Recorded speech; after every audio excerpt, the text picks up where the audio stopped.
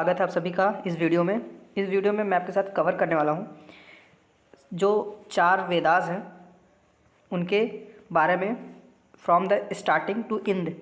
ठीक है, जो सारे एग्ज़ाम में क्वेश्चन पूछे आते हैं इस वीडियो में मैं कवर करूँगा। और लूसेंट जो है इसका पूरा बेसिस है सारे इन्फॉर्मेशन का, आप चाहे तो वहाँ पे विजिट करके चीज़ों को देख सकते हैं। सो आइए शुरू करते हैं। इस एक वीडियो से आपके एग्ज़ाम में आने वाले वेद वाले सेक्शन से कोई भी क्वेश्चन वन डे एग्ज़ाम में गलत नहीं होने वाला। अब मेन बात होती है कि अब मेंस के एग्ज़ाम के लिए तो आपको एनसीईआरटी वगैरह की हेल्प लेनी पड़ सकती है। सो आइए शुरू करते हैं। लूसेंट में क्या क्या चाहिए वेद के बारे में दे रखा है। तो सबसे पहले स्टार्ट किया गया है इंडिया के इंट्रोडक्शन से। इंडिया के फिजिकल एवं ज्योग्राफिकल लोकेशन के बारे में बताया गया है कि इंडिया के नॉर्थ में हिमालयाज़ हैं और उसके साउथ में इंडियन ओशन पड़ता है और उसके बीच के जो लैंड एरिया है उसको भारतवर्ष के नाम से जाना जाता है। तो यहाँ से इंट्रोडक्शन स्टार्ट किया गया है। फिर उसके बाद जो भारत वर्ड है इंडियन कॉन्स्टिट्यूशन में लिया गया है, भारत वर्ड आर्टिकल 1 में जो लिखा गया है कॉन्स्टिट्यूशन के, India that is Bharat, Bharat word भी वहाँ पे लिखा हुआ है। तो जो भारत वर्ड है वो किंग भारत, ठीक है, राजा भारत के नाम से आया है जो चक्रवर्ती सम्राट थे। ठीक है, इनके बारे में 2 थ्योरी है कि किंग भारत कौन थे। तो पहली थ्योरी ये कहती है कि ये चक्रवर्ती वंश के राजा दुष्यंत और शकुंतला के बेटे थे। ठीक है, पहला बात ये कहा जाता है। दूसरा कहा जाता है कि ये जो जैन मोंक थे ऋषभ देव के सन माने जाते हैं। ठीक है, इसके ऊपर अलग अलग मत हैं विद्वानों के। तो एग्जाम में जैसा क्वेश्चन रहेगा कभी भी दोनों सेम डिस्प्यूटिंग पॉइंट्स आंसर में नहीं रहेंगे। तो आप ध्यान दीजिएगा कि राजा दुष्यंत और शकुंतला के पुत्र भरत एक उस कॉन्टेक्स्ट में भी लिया आता है और दूसरी थ्योरी कहती है कि ऋषभ देव के सन जो भारत थे उनके नाम पर भारत का नाम आगे एक्सेप्ट किया गया। ठीक है, अब बात करते हैं कि इंडिया का नाम इंडिया कैसे आया। तो सबसे पहले देखिए, हमको अगर मैप यहाँ जो हमारे सामने बना हुआ है, अगर मैप में जाएं तो ये जो नॉर्थ पार्ट है इंडिया का, ठीक है, नॉर्थ पार्ट के बाद यहाँ से नदी फ्लो करती है जिसका नाम है सिंधु नदी। ठीक है, सिंधु नदी। तो सिंधु नदी के जो पर्शियन लोग थे वो एस वर्ड को प्रोनाउंस करते थे एज अ एच। ठीक है, वो एस वर्ड नहीं बोल पाते थे तो उसको एच बोलते थे। तो आप समझ गए होंगे कि सिंधु को क्या बोलते होंगे, हिंदू। तो सबसे पहले जो हिंदू वर्ड का कॉन्सेप्ट आया वो यहीं से आया। सिंधु सिंपली उनका कन्वर्ट हो गया, सिंधु को मॉडिफाइड फॉर्म में वो हिंदू कहते थे। तो बेसिकली क्या हुआ कि जो इंडस रिवर थी उसके ईस्टर्न साइड में, ठीक है, जितना भी लैंड एरिया था, ठीक है, उसको उन्होंने हिंदू, ठीक है, हिंदूस लैंड कहना शुरू कर दिया। तो वहाँ से हिंदुस्तान का कॉन्सेप्ट आया। ठीक है, उसके बाद इंडिया के जो मिडिल हिस्ट्री यानी मेडिवल का टाइम है, मुस्लिम्स ने इसको हिंदुस्तान कहा फर्दर। ठीक है, इंडस के बाद इसको हिंदुस्तान कहा। ग्रीक्स ने इंडिया कहा था, उसके बाद ग्रीक्स और पर्शियन दोनों ने, ठीक है, ग्रीक्स और पर्शियन यहाँ इन लोगों ने इंडिया कहा। उसके बाद इंडियन हिस्ट्री की बात करें तो इंडियन हिस्ट्री को स्टडी करने के लिए हमेशा हम 3 पार्ट्स में ब्रेक करके इसकी स्टडी करते हैं। एक एंशिएंट इंडिया, दूसरा मेडिवल इंडिया, तीसरा मॉडर्न इंडिया। यानी आपका जो एंशिएंट इंडिया वाला सेक्शन है उसमें आप पढ़ेंगे इंडस वैली सिविलाइजेशन, ठीक है, सिंधु घाटी सभ्यता, वैदिक एज पढ़ेंगे, ठीक है, वैदिक एज। उसके बाद आप पढ़ेंगे मौर्य टाइम, ठीक है, मौर्य, गुप्ता, ये सब चीज़ें पढ़ेंगे। ठीक है, मेडिवल में आप क्या पढ़ते हैं, बेसिकली मुगल्स और दिल्ली सल्तनत। ठीक है, और मॉडर्न में हम अंग्रेजों से शुरू करते हैं, जब अंग्रेजों का आगमन हुआ यानी कि 1757 के वॉर से। उसके बाद से इंडियन हिस्ट्री में मॉडर्न इंडिया का कॉन्सेप्ट स्टार्ट होता है वहाँ से। आइए शुरू करते हैं अब एंशिएंट इंडिया वाला टॉपिक। ठीक है, एंशिएंट इंडिया में हम सबसे पहले बात करते हैं कि एंशिएंट इंडिया के बारे में हमको इन्फॉर्मेशन कहाँ से मिलती है। तो इन्फॉर्मेशन की बात करें तो सोर्सेज क्या क्या है इन्फॉर्मेशन की, हमको जानकारी कहाँ से मिलती है कि ऐसा ऐसा चीज़ें हो रही थी। तो देखिए हमारे पास जो है उसमें सबसे पहले था रिलीजियस टेक्स्ट या स्क्रिप्चर्स, मतलब जो धार्मिक किताबें थीं, जैसे रामायण था या फिर वेद थे। उसमें सबसे ओल्डेस्ट जितने थे उसमें से वेद सबसे पुराने हैं। ठीक है, उसके बाद हिस्टोरिकल स्क्रिप्ट्स मिल जाते हैं हमको, ठीक है, जो रिलीजियस नेचर में नहीं थे। जैसे कोई किसी राइटर की बुक कोई मिल जाए, ठीक है, उसमें इंडिया के बारे में डिस्क्रिप्शन हो। ठीक है, और नेक्स्ट है ट्रैवल लॉग्स, जैसे कोई इंडिया ट्रैवल करने आया तो उसके ऊपर में जो स्क्रिप्चर्स लिखा, जैसे ह्वेनसांग आए थे तो उन्होंने आन सिव की एक बुक थी जिसको लिखा था इंडिया के बारे में। ठीक है, तो उससे, और उसके बाद जो रास्ते में उनका जो एक्सपीरियंस हुआ इंडिया ट्रैवल करते टाइम, तो उसको ऑन पेपर उन्होंने मेंशन किया। तो उसकी हेल्प से भी इंडिया की उस टाइम कंडीशन क्या थी उससे इंफॉर्मेशन हमको मिलती है। वहीं पे आर्कियोलॉजिकल फैक्ट्स कौन कौन से होते हैं, यानी जो आर्कियोलॉजिस्ट होते हैं वो जब ज़मीन को खोदते हैं, डग आउट करते हैं, तो उसमें बहुत सारी चीज़ें मिलती है, जैसे कोई बर्तन मिल गया, ठीक है, या फिर कोई बिल्डिंग, जैसे कभी कभी अंडरग्राउंड बिल्डिंग मिल जाती है, उसके रिमेन्स, बचे हुए खंडहर मिल जाते हैं, तो उन सबसे इन्फॉर्मेशन मिलती है कि ये बिल्डिंग उस टाइम बने रहे होंगे। और उस बिल्डिंग को कार्बन डेटिंग, ठीक है, कार्बन डेटिंग है C12, है ना, कार्बन का आइसोटोप होता है, इसका यूज़ करके उनके टाइम का पता किया जाता है, ठीक है। कार्बन डेटिंग अगर आपको नहीं पता है तो आप यूट्यूब पर मेरे चैनल कार्बन डेटिंग क्या होती है, उसकी टेक्निक कैसी है, उसके बारे में मैंने डिस्कस किया है, तो आप वहाँ जाके देख सकते हैं। मैं एक बार ब्रीफ में बता देता हूँ कार्बन डेटिंग में यूज़ क्या करते हैं। तो देखिए, बेसिकली जब कोई लिविंग बीइंग्स होता है, ठीक है, मान लीजिए इंसान है, जब तक वो जिंदा है तो क्या होता है कि एटमॉस्फेयर के साथ कार्बन का एक्सचेंज, मतलब कुछ कार्बन कंटेंट कंज्यूम करता है, कुछ रिलीज करता है, ठीक है। हर एक चीज़ में कार्बन प्रेजेंट होता है, तो कंज्यूम करेगा और क्या करेगा, एक्सचेंज करेगा। तो इसके बीच एक साइकिल बनी होती है, ठीक है। लेकिन उसके डेड होने के बाद ये प्रोसेस रुक जाता है, तो ये कार्बन का डीके करना स्टार्ट कर देता है, ठीक है, कार्बन आइसोटोप का डीके करना स्टार्ट कर देता है। तो साइंटिस्ट क्या होते हैं, उस डीके हुए अमाउंट को ही कैलकुलेट करते हैं कि बॉडी में कितना अमाउंट डीके हो गया है, ठीक है। तो उससे एज का पता चल जाता है, क्योंकि उसकी हाफ लाइफ का एक कॉन्सेप्ट होता है कार्बन, ठीक है, C12 का एक हाफ लाइफ होता है, ठीक है। उस हाफ लाइफ के हिसाब से देख लेते हैं कि कितना टाइम पहले इस चीज़ की डेड हुई थी या फिर ये एक्टिव रहा होगा प्रोसेस में, ठीक है। अब आइए शुरू करते हैं रिलीजियस टेक्स्ट के बारे में। तो रिलीजियस टेक्स्ट में सबसे पुराना जो हमको सबूत मिलता है वो वेदास है, ठीक है। अब वेद को सबसे पहले किसने संकलन किया था, यानी कि वेद को लिखा किसने, मतलब कंपाइल किसने किया था, ठीक है, लिखा तो नहीं, मतलब ऐसा कहा जाता है कि गॉड्स ने लिखा था उसे, भगवान ने लिखा था उसको, बट इसको कंपाइल किसने किया, ठीक है, वोकल फॉर्म में था तो उसको कंपाइल किसने किया, तो महर्षि कृष्ण द्वैपायन वेदव्यास को माना जाता है कि वेदों के संकलन करता है। तो ये क्वेश्चन यहाँ पे आपका तैयार हो गया कि वेदों के संकलन करता कौन है, महर्षि कृष्ण द्वैपायन वेदव्यास, ठीक है। और 4 वेद हैं हमारे, कौन कौन से, तो इसको आप एक ट्रिक याद कर लीजिए, राय साहब, ठीक है। तो राय साहब याद कर लीजिए, तो यहाँ से ऋग्वेद, यजुर्वेद, सामवेद और अथर्ववेद, ठीक है, तो यहाँ से आपको याद हो जाएंगे। और इसमें चलिए शुरू करते हैं ऋग्वेद से। तो ऋग्वेद के बारे में क्या बात है कि ये कलेक्शन ऑफ वर्सेस है, यानी जिसमें बहुत सारे ऋचाएँ लिखी हुई, ऋचाएँ मतलब बेसिकली समझिए कि मंत्र टाइप का बोल लीजिए, कलेक्शन ऑफ मंत्रास है, ठीक है, ऋग्वेद।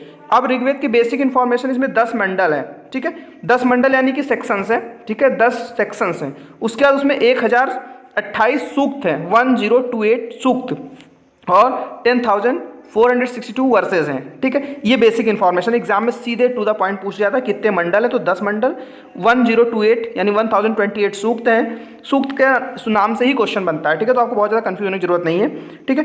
10,462 यानी 10,462 वर्सेस हैं। और उसके बाद जो पर्सन इन सभी वर्सेस को पढ़ता है, ठीक है, जैसे मैंने मंत्रों का जाप करता है तो उसको होर्त्री कहते हैं, ठीक है, ऋग्वेद के मंत्रों को जाप करने वाले को होर्त्री कहते हैं। और क्या क्या इन्फॉर्मेशन मिलती है इस बुक से, यानी कि ऋग्वेद से, तो आर्य समाज का पॉलिटिकल सिस्टम कैसा था, उनकी हिस्ट्री कैसी थी, इसके बारे में हमको इन्फॉर्मेशन मिलती है, ठीक है। अब इसके बारे में थोड़ा और डिटेल में देखते हैं। तो जो 10 मंडल, 1028 सूक्त और 10,462 ऋचाएँ यानी वर्सेस थी, इसमें से जो तीसरा वाला थर्ड मंडल है, ठीक है, इन 10 मंडल्स में जो थर्ड वाला मंडल है उसको विश्वामित्र ने लिखा था, ठीक है। उस थर्ड मंडल में गायत्री मंत्र का जिक्र है, ठीक है। गायत्री मंत्र किसको समर्पित है, सूर्य देवता को समर्पित है, ठीक है, सीधे क्वेश्चन बन जाता है। उसके बाद 9वें मंडल में सोम का, देवता सोम का मेंशन है, ठीक है, ये भी क्वेश्चन बनता है। फिर 8वें मंडल में जो वर्सेस हैं उनको खिल कहा जाता है, ठीक है, खिल, 8वें में जो है उनको क्या कहा जाता है, खिल, ये ध्यान रखिएगा, बहुत इंपॉर्टेंट क्वेश्चन है। वहीं जो 10वां मंडल है, ठीक है, 10वें मंडल में 4 वर्ण का कॉन्सेप्ट जो अपने यहाँ सोसाइटी में एग्जिस्ट करता है, ब्राह्मण, क्षत्रिय, वैश्य और शूद्र का, वो 10वें मंडल में सबसे पहली बार मेंशन हुआ है। तो क्वेश्चन पूछता है कि ऋग्वेद के किस मंडल में ये 4 वर्ण का कॉन्सेप्ट मेंशन है, तो 10वें मंडल में, ठीक है। नेक्स्ट टॉपिक है वामनावतार के 3 पग वाली स्टोरी, आप सभी ने पढ़ी होगी, वो भी ऋग्वेद में ही लिखा हुआ है, ठीक है। वामनावतार के 3 पग की स्टोरी क्या है कि एक ब्राह्मण थे जिन्होंने भगवान से, मतलब उनको एक राजा होते हैं, तो राजा को क्या होता है कि उनके पास इतनी ज़्यादा धन संपदा वेल्थ होता है, तो उनको ये लगता है कि मैं किसी को भी जो चाहे उसकी विश वो पूरी कर सकता हूँ। तो भगवान ने उनको टेस्ट करने के लिए क्या हुआ है कि इंसान का रूप, एक ब्राह्मण का रूप लेके आते हैं और उनसे कहते हैं कि कुछ भी मांग लो। वो राजा उनसे कहता है कुछ भी मांग लो, तो उन्होंने कहा मुझे कुछ नहीं चाहिए, बस मुझे क्या चाहिए, 3 स्टेप मैं चलूँगा और उसमें जो जो जितनी ज़मीन आएगी मुझको दे देना। तो फिर वो चलना स्टार्ट करते हैं, तो पहले स्टेप में पूरी अर्थ कवर हो जाती है, फिर ऐसे, मतलब ये स्टोरी मॉरल स्टोरी है बेसिकली। तो आप इसको याद रखिए कि वामनावतार स्टोरी में क्या है, इसको कॉन्सेप्ट कहाँ से आया, तो ऋग्वेद से आया है। और इस ऋग्वेद में भगवान इंद्र का जिक्र 250 ऋचाओं में किया गया है, ठीक है। लगभग 250 वर्सेस में इंद्र को सम्मान दिया गया, समर्पित किया गया, ठीक है। वहीं पे अग्नि को 200 ऋचाएँ समर्पित हैं। वहीं ऋग्वेद के बाद जो सबसे ऑथेंटिक सोर्स है एंशिएंट हिस्ट्री के लिए वो सतपथ ब्राह्मण का नंबर आता है। तो आपको क्वेश्चन बन जाता है कि अगर हम ऋग्वेद के बाद किसी और बुक को पढ़ के इसके बारे में जानना चाहें तो कौन सी बुक है, तो सतपथ ब्राह्मण, ठीक है, बुक का नाम है, उसको आप याद रखिएगा। चलिए आगे शुरू करते हैं। ये सब आई होप आपने देख लिया है। उसके बाद सेकंड नंबर का आता है यजुर्वेद, ऋग्वेद के बाद, ठीक है। यजुर्वेद के जो ऑरेटर होते हैं, यानी जो उनके मंत्रों को पढ़ता है, उसको अधर्यु कहते हैं। उससे पहले हमने देखा था कि अगर ऋग्वेद के मंत्रों को पढ़ता है तो उसको क्या बोलते हैं, होर्त्री, ठीक है ना। यहाँ पे हमने देखा था उसको होर्त्री कहते हैं, तो इसको क्या बोलते हैं, अधर्यु। और उसके बाद इसमें यजुर्वेद में क्या क्या चीज़ें दी हुई हैं, तो रूल्स दिए हैं, रेगुलेशन दिए, नियम है कि मंत्रों को कैसे पढ़ना है जब कोई सेक्रीफाइस चल रहा है, ठीक है। बलि अगर मान लो किसी चीज़ की हो रही है तो उसमें मंत्रों को कैसे पढ़ना, उसका उच्चारण कैसे होना, इसके रूल रेगुलेशंस, क्या विधान फॉलो करने, सब इसमें दिए हुए हैं। उसके बाद ये जो यजुर्वेद है वो पोएट्री और प्रोज दोनों फॉर्म में, यानी गद्य और पद्य दोनों फॉर्म में, ठीक है, पोएटिक लैंग्वेज में भी है और प्रोज के फॉर्म में भी है। तो ये बहुत इंपॉर्टेंट बात है, ये ध्यान रखिएगा। वहीं नेक्स्ट की बात करें तो सामवेद के बारे में कुछ इंफॉर्मेशन जो है, तो सामवेद बेसिकली क्या है कि कलेक्शन है, कैसी, पोएटिक वर्सेस का कलेक्शन है, मतलब जिनको गाया जा सके। इट मीन्स जैसे सॉन्ग होते हैं ना, बेसिकली एक पर्टिकुलर फॉर्म में लिखे होते हैं, उसको आप इजीली पढ़ोगे तो आपको लगेगा कि हाँ ये गाई जाने वाली है, और बाकी कुछ होती हैं कि उनको गाया नहीं जा सकता। तो ये बेसिकली पोएटिक फॉर्म में लिखी हुई हैं और इसके ओरेटर को उद्रार्थ कहते हैं, ठीक है। ये इंपॉर्टेंट क्वेश्चन हो गया। और इंडियन म्यूजिक का जो सोर्स है, इंडियन म्यूजिक कहाँ से ओरिजिनेट हुआ है, तो सामवेदा से हुआ है, ठीक है। ये क्वेश्चन बन जाता है, इंडियन म्यूजिक का सोर्स किसको बोला जाता है, तो सामवेदा को, ठीक है। उसके बाद इस सीरीज में हमारा जो चौथा है अथर्ववेद। अथर्ववेद को कहा जाता है कि ऋषि अथर्वा ने लिखा था, ठीक है, ऋषि अथर्वा द्वारा रचित है। और उसमें क्या क्या टॉपिक्स हैं, तो तंत्र मंत्र, जादू टोना यानी ब्लैक मैजिक के बारे में है, ठीक है, रोग निवारण, वशीकरण, इन सब चीज़ों के बारे में अथर्ववेद में ही मेंशन है, ठीक है। और इससे हमको क्या इन्फॉर्मेशन मिलती है, तो ये हमको पॉलिटिकल सेटअप की बात करता है। और उसमें लिखा हुआ है कि सभा और समिति प्रजापति की 2 पुत्रियां हैं, ठीक है। प्रजापति यानी कौन, यानी राजा, ठीक है। उस समय जो प्रजा था उसका राजा के 2 इंपॉर्टेंट पार्ट्स कौन कौन से हैं, सभा और समिति, ठीक है। तो ये आप देख सकते हैं। और इन सभी वेदों में से चारों वेदों में से, यानी ऋग्वेद, यजुर्वेद, सामवेद और अथर्ववेद में सबसे बाद में कौन लिखा गया, तो अथर्ववेद, ये वाला, ठीक है। न्यूएस्ट इसको बोल सकते हैं आप, ओल्डेस्ट ऋग्वेद को बोलेंगे। वहीं वेदों के बाद और कौन से ऐसे सोर्सेज हैं, तो वेदांग्स हैं, ठीक है। वेदांग्स का मतलब क्या है कि वेदों, जैसे वेद कोर संस्कृत में लिखे गए थे तो बहुत टफ था, उनको इजीली कोई कॉम्प्रिहेंड या समझ नहीं सकता था, ठीक है। तो उनको समझने के लिए कुछ हमको हेल्प की जरूरत थी, तो उसको हेल्प के लिए कुछ सप्लीमेंट्री बुक्स लिखी गई, सप्लीमेंट्री टेक्स्ट लिखे गए, उनको वेदांग कहा जाता था, ठीक है। तो ऐसे 6 सप्लीमेंट्री टेक्स्ट हैं जिनको वेदांग कहा जाता है, ठीक है। ये कौन कौन से, तो शिक्षा, ज्योतिष, कल्प, व्याकरण, निरुक्त और छंद, ऐसे 6 सप्लीमेंट्री टेक्स्ट हैं। इनको याद करने की ट्रिक आप देख सकते हैं, तो SJK VNC, ठीक है, सब जाके बंसी बजाओ, इस टाइप की एक ट्रिक है। अगर आप देख सकते हो SJK VNC, ठीक है, अगर आपको याद हो तो ठीक है, नहीं तो आप कुछ दूसरा बना लीजिएगा। और उसके बाद बात आती है पुराण की। तो पुराण के लिए सबसे पहला क्वेश्चन जो बनता है कि पुराण की संख्या कितने टोटल पुराण है, तो 18 पुराण है, ठीक है, ये नोट करिएगा। और उसके बाद इसमें क्या है, पुराण में क्या दिया हुआ है, तो क्रोनोलॉजिकल ऑर्डर में दिया गया हिस्टोरिकल स्टोरीज को, ठीक है। जितनी हम पंचतंत्र की कहानियाँ और जैसे मतलब बेसिकली ये सब सुनते हैं ना, जो पुराण से आए हैं वो इन्हीं पुराणों से आए हैं और इनको वेल अरेंज मैनर में लिखा हुआ है, ठीक है। तो ये बेसिकली हिस्टोरिकल राइटिंग्स हैं जो वेल अरेंज स्टोरीज के फॉर्म में, इनकी संख्या 18 है, ठीक है। इसके रचयिता कौन है, पुराणों के रचयिता, तो पुराणों के रचयिता माना था लोमहर्ष को या फिर उग्रश्रवा को। अब उग्रश्रवा कौन है, तो लोमहर्ष के बेटे माने जाते हैं, ठीक है, इनके बेटे हैं। उसके बाद इसमें पुराण तो 18 है, अब 18 नाम तो याद नहीं रखते, लेकिन 5 बहुत इंपॉर्टेंट है, उनके नाम आपको पता होना चाहिए। एक मत्स्य पुराण, एक वायु पुराण, नेक्स्ट विष्णु पुराण, ब्राह्मण पुराण और भागवत पुराण, ठीक है। इन सभी में, इन 5 में बेसिकली राजवंशों के बारे में जानकारी मिलती है, ठीक है। 3 यहाँ पे इंपॉर्टेंट है, उसका नाम मैंने लिख दिया। जैसे पहला है विष्णु पुराण, ठीक है, विष्णु पुराण में आपको मौर्यास के बारे में जानकारी मिल जाती है। वहीं मत्स्य पुराण में आपको, मत्स्य पुराण की बात है यहाँ पे, वहीं पे वायु पुराण में आपको गुप्तास के बारे में इंफॉर्मेशन मिल जाएगी, ठीक है, गुप्तास के बारे में। और पुराण की बात करें तो पुराण बेसिकली संस्कृत लैंग्वेज में लिखे गए हैं, ठीक है। और वेदों को पढ़ने की अनुमति या फिर सुनने की अनुमति वुमेन्स और शूद्र को, ठीक है, नहीं थी, लेकिन पुराण को ये दोनों लोग सुन सकते थे। ये क्वेश्चन बन सकता है, बहुत इंपॉर्टेंट है, ठीक है। उसके बाद बात आती है स्मृति ग्रंथ की। स्मृति ग्रंथ क्या होते हैं? बेसिकली नाम से पता चल रहा है, स्मृति यानी मेमोरीज में, तो जो बेसिकली मेमोरी में थे उनको मेमोरी बेस्ड चीज़ों में लिखा गया, ठीक है। तो ये नेक्स्ट बात है कि ये ऑथेंटिक और ओल्डेस्ट हैं। इनमें सबसे ऑथेंटिक और ओल्डेस्ट कौन सा है? मनुस्मृति, ठीक है, जो शुंग काल के बारे में यानी शुंगा डायनेस्टी के बारे में मानक ग्रंथ है, वहाँ के बारे में पूरी इन्फॉर्मेशन देता है। शुंगा डायनेस्टी का फेमस राजा कौन था? आप सभी को पता होगा, शुंगा डायनेस्टी का फेमस राजा पुष्पमित्र शुंग था, ठीक है। उसके बाद दूसरा है नारद स्मृति। नारद स्मृति में गुप्त काल के बारे में जानकारी पूरी मिलती है, ठीक है। उसके बाद रिलीजियस टेक्स्ट में नंबर आता है जातक कथाओं का। तो जातक कथाएं किससे रिलेटेड है? बुद्धा के प्रीवियस बर्थ स्टोरीज में इसमें कलेक्शन है। उसके बाद आता है कथावस्तु, ठीक है। नेक्स्ट रिलीजियस टेक्स्ट है कथावस्तु। कथावस्तु क्या है?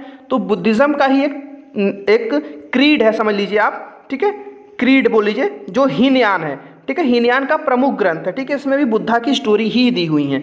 उसके बाद बात करते हैं एक है अगम, ठीक है, अगम साहित्य। अगम क्या होता है? जैनिज्म का साहित्य है, ठीक है। इनके बारे में जैन जो उनके तीर्थंकर थे उनके बारे में इंफॉर्मेशन इसमें दी हुई है। फिर आती है कल्पसूत्र। कल्पसूत्र क्या है? ये अर्लियर और एंशिएंट हिस्ट्री ऑफ जैनिज्म का सोर्स है, ठीक। भगवती सूत्र की बात हमने कर ली, जिसमें महावीर के जीवन कर्म की बात है और अदर जैन, उस समय के जो जैन ऋषि लोग थे उनके बारे में भी चीज़ें दी हुई हैं। जैन के अलावा अदर जो बुद्धिज़्म के रिलेटेड लोग वहाँ पे एक्टिव थे उस टाइम में, उनकी भी इंफॉर्मेशन भगवती सूत्र में दिया हुआ है। अगर अगले नॉन रिलीजियस यानी सेकुलर टेक्स्ट की बात करें तो उसमें अर्थशास्त्र का नंबर आता है। तो अर्थशास्त्र को लिखा किसने? तो कौटिल्य ने। उनका अदर नाम चाणक्य और विष्णुगुप्त भी है। वहीं पे इसको 15 अधिकरणों में डिवाइड किया गया है और 180 प्रकरण है इसमें। तो सीधे क्वेश्चन दो इंपॉर्टेंट है, 15 अधिकरण और 180 प्रकरण। और इसमें इंफॉर्मेशन किसके बारे में मिलती है? तो मौर्यन एज के बारे में अर्थशास्त्र से।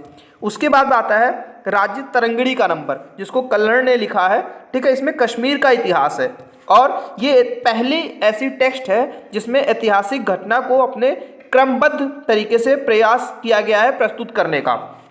उसके बाद अगला नंबर आता है चचनामा, एक बुक है जिसको लिखा है अली अहमद ने, ठीक है। इसमें क्या मेंशन है? तो अरबों ने कैसे सिंध को विजय किया, जीता, उसका पूरा वृतांत है यहाँ पे। और अष्टाध्यायी को संस्कृत में लिखा था पढ़नी ने, ठीक है। ये संस्कृत व्याकरण की पहली बुक है। उसके बाद इसमें इंफॉर्मेशन कहाँ की है? तो प्री मौर्यन टाइम की है, मतलब मौर्यन टाइम से पहले की इंफॉर्मेशन है और मौर्यन टाइम की भी इंफॉर्मेशन है। और मौर्यन में इनके पॉलिटिकल सेटअप के बारे में इंफॉर्मेशन अष्टाध्यायी से मिलती है। उसके बाद आता है गार्गी संहिता का नंबर। गार्गी संहिता को सबसे पहले लिखा था कात्यायन ने, ठीक है। गार्गी संहिता के रचनाकार कौन है? कात्यायन है। ये एक ज्योतिषी ग्रंथ है, ठीक है, ज्योतिष की इंफॉर्मेशन है। और इसमें क्या जानकारी हमको मिलती है गार्गी संहिता से? तो ग्रीक का इन्वेजन इंडिया में कब, कैसे और क्या किस टाइप का था, इसकी इंफॉर्मेशन हमको गार्गी संहिता से मिलती है। उसके बाद आता है महाभाष्य का नंबर। महाभाष्य को लिखा था पतंजलि ने। पतंजलि जो है वो रिलीजियस टीचर थे, ठीक है, पुष्पमित्र शुंग के कोर्ट में, ठीक है, पुरोहित बोल सकते हैं आप। उसके बाद इसमें क्या इंफॉर्मेशन है? तो शुंग डायनेस्टी की हिस्ट्री के बारे में महाभाष्य में बताया गया। तो ये सारे जो इंपॉर्टेंट कॉन्सेप्ट थे वेद से रिलेटेड और एंशिएंट हिस्ट्री को समझने के लिए कौन कौन से सोर्सेस हैं, तो इस वीडियो में हमने सोर्सेस को कवर किया है। और इसका जो बेसिक इंफॉर्मेशन का बेस है वो लूसेंट है। आई होप आपको सिंपल लैंग्वेज में पूरा समझ में आ गया होगा। सो इस वीडियो में इतना ही, और नेक्स्ट वीडियो में इसके आगे के पार्ट आपको मिल जाएंगे। तब तक के लिए धन्यवाद। Thank you very much.